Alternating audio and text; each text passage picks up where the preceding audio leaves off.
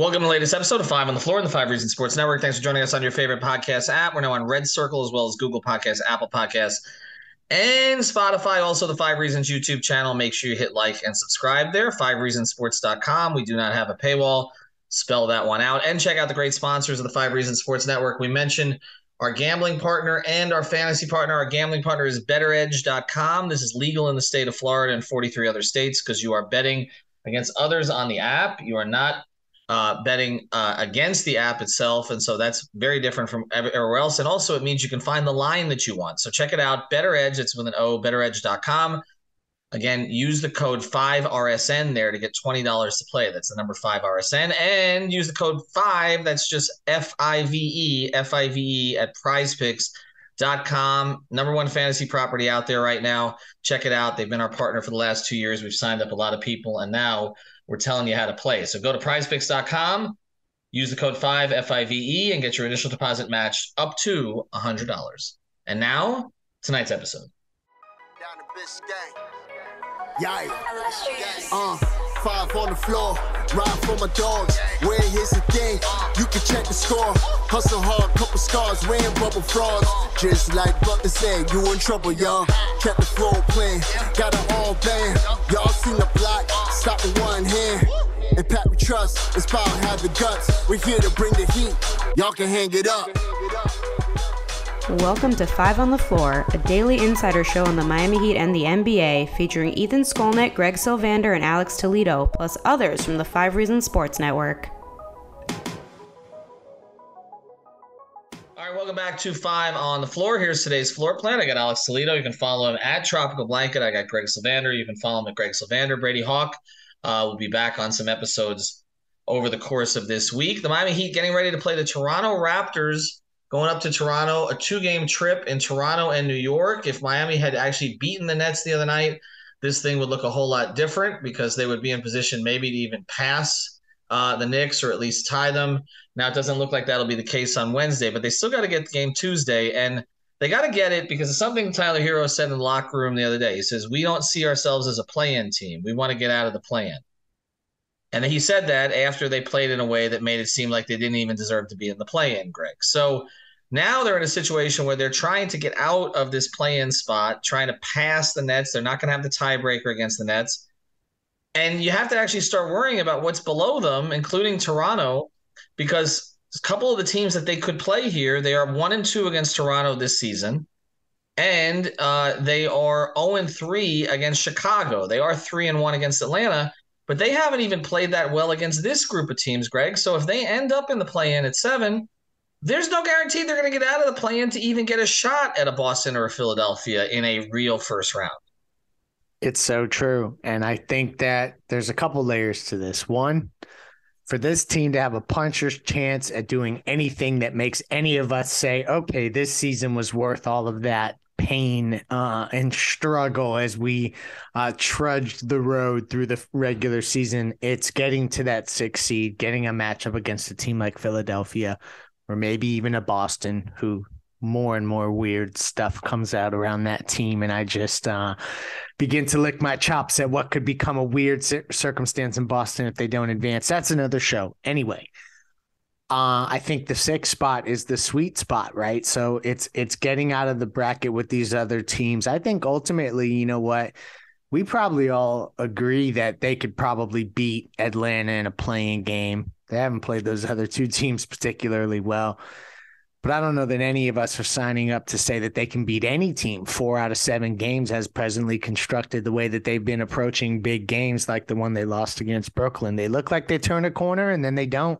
They look like they turn a corner and then they don't. And so like that's the theme that comes over and over again. To me, they have to try to avoid the play-in because of the nature with which you can just completely, if you don't bring it that night, you're done. It's got a little bit of NCAA March Madness feel to it. And usually I would say that actually would be a good thing to put the Heat under that kind of pressure. I don't know that right now that they have the fortitude mentally and just just the way the season has gone, it's been too inconsistent for me to say that they are ready to really go through that gauntlet and then face a team in the first round and put up any level of a fight worth talking about. So they got to avoid the play in. And luckily, there are some games here that they can do it against. But to your point, Ethan, we don't know what this team is going to bring night over night. So we don't really know if some of the games we think are going to be easy wins coming up are going to necessarily be easy wins. So that's where this gets weird projecting forward. And also, when you talk about the play-in, it's a situation where if you're in the 7 versus the 8, you get a second opportunity there. But like we talk about, I don't trust this team, and especially against some of these teams. I mean, the losses to Chicago haven't all been bad in different ways. And we know that Toronto, Alex, is the type of team that gives Miami trouble with their length, with the way that they've guarded Tyler at times. They have some scorers there. Obviously, they have some championship and playoff experience there with Siakam and Van Vliet. Like, that's not a guarantee that you're going to beat those teams because, again, the Heat have – it's funny to me as I was going through their schedule and results today and just looking at what they've done against certain teams, I'm like, where did all the wins come from? Because there's so many bad losses in there.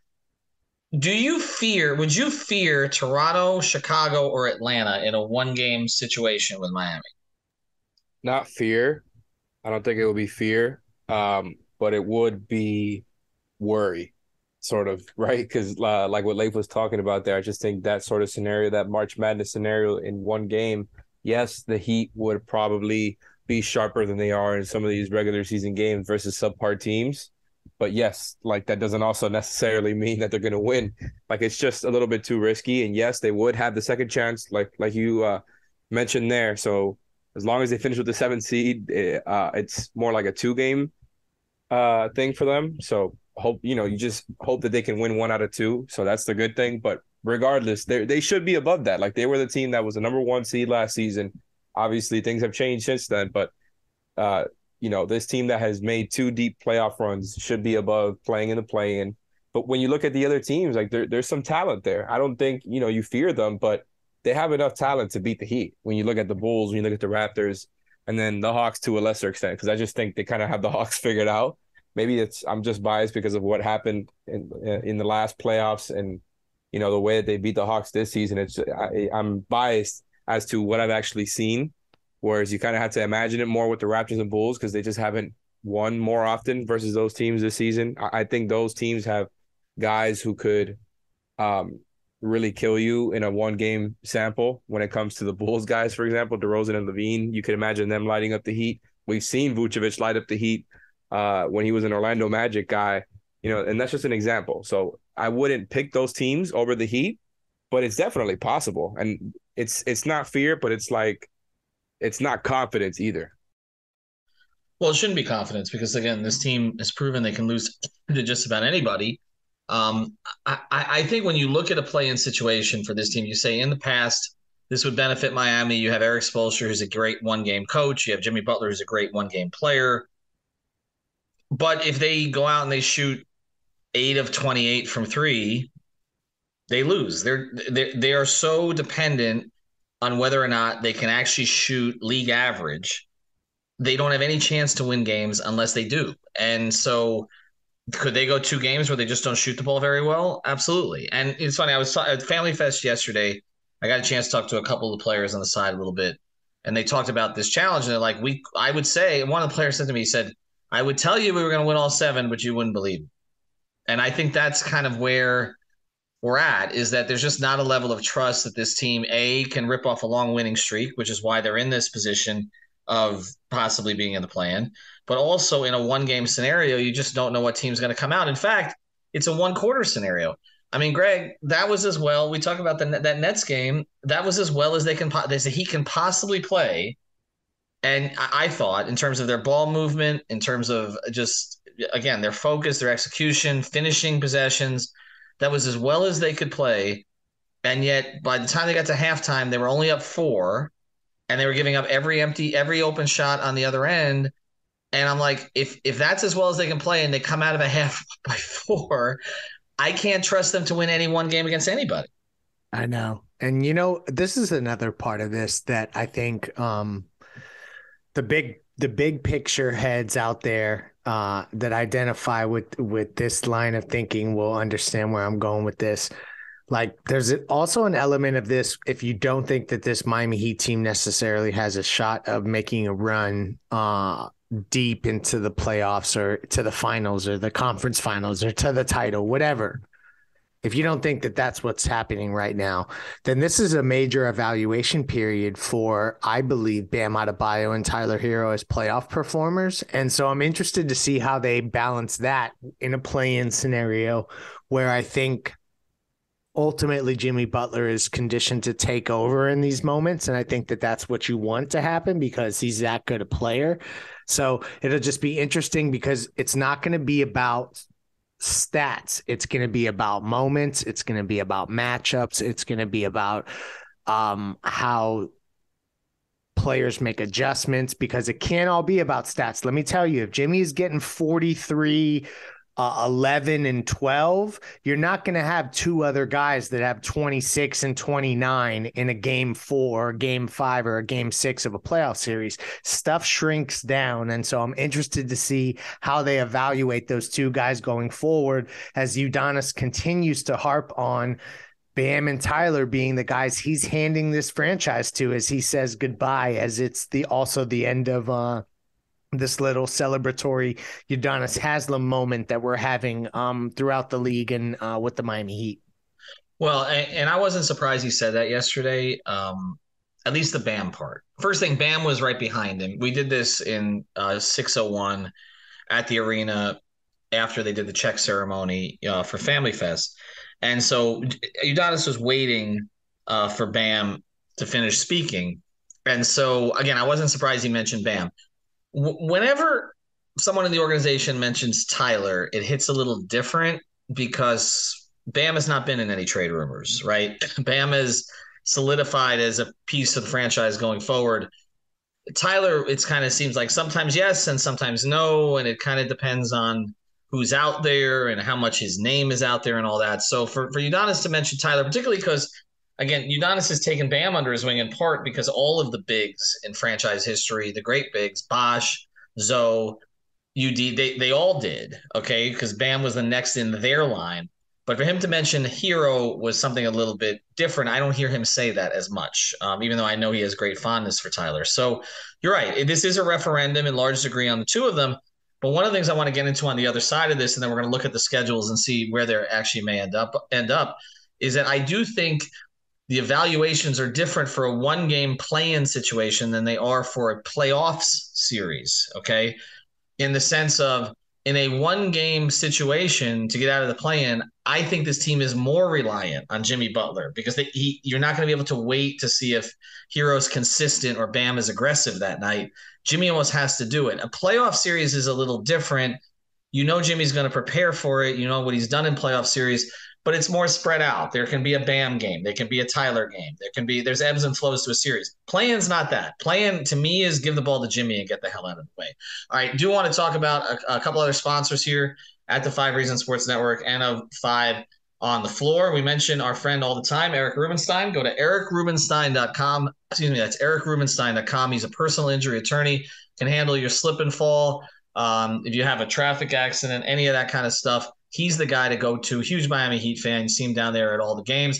You can also find him on Instagram and ask about me. I got you. Or phone number 954-829-ERIC. That's 954-829-ERIC, the official personal injury attorney of the 5 Reasons Sports Network. And also, this is not a sponsor, but we just wanted to mention this one. We're going to be doing playback again on Tuesday and on Wednesday. Greg's on there. I'm going to be on there. These are road games. I'll be on playback for both of them. Check it out. It's a great experience. You got the stream right there, and you can mute them and listen to us, or you can mute us and listen to them. You just shoot the bleep with us. So go to playback.tv/5 on the floor, playback.tv/5 on the floor, and get our upcoming schedule there. So do you agree with before we get into the schedule going forward, do you agree with my basic premise here, Alex, that if they're in a play-in situation, that it's going to all fall on Jimmy? I think it probably, yeah. I think I agree that, just when you go to a one-game sample like that, they're probably just going to lean on their best player. And, you got to you just got to go with your most surefire option, even though they have good ones. Like I was looking up Tyler's clutch true shooting because I know there was talk about that. It's awesome. It's like 63, and they have just a huge sample of those this season, so it's more than enough. Not that Tyler should be the number one. That's not what I'm saying at all. But just that they have guys with Tyler and guys like Bam who can also bring some other stuff. But I do agree that ultimately most of the plays are probably going to be made by Jimmy Butler. I'm with you. And I think that as we look, Greg, at this team going forward, that's the major reason that I want to see them get in the playoff series. Because I feel like a play-in situation, we're going to draw all of these conclusions off of one game or two games. And I don't think that there's going to be anything learned, honestly, because, Well, in those kind of games, it's everybody, you just Spo throws everything at it. But again, you throw it at Jimmy. This team, I think, and they've been able to make some of their evaluations, obviously, over the course of this sort of rocky season. This team needs a playoff series to see where some of these guys are, to see how they handle being down 2-1, to see how they handle, having, whole quarters where they're not the focus, to see if Hero can come back from what happened in the playoffs last year, and to some extent, Bam. That's why this is necessary. I don't think at this point it's necessary. This is why I'm with you on the Tyler Bam thing. I don't think it's as necessary for the Gabe Vincents, Max Struess's, Caleb Martins. I think that this team kind of recognizes what the ceilings are there and what they aren't. But with Bam and Tyler, we don't know what their playoff ceiling is at this stage.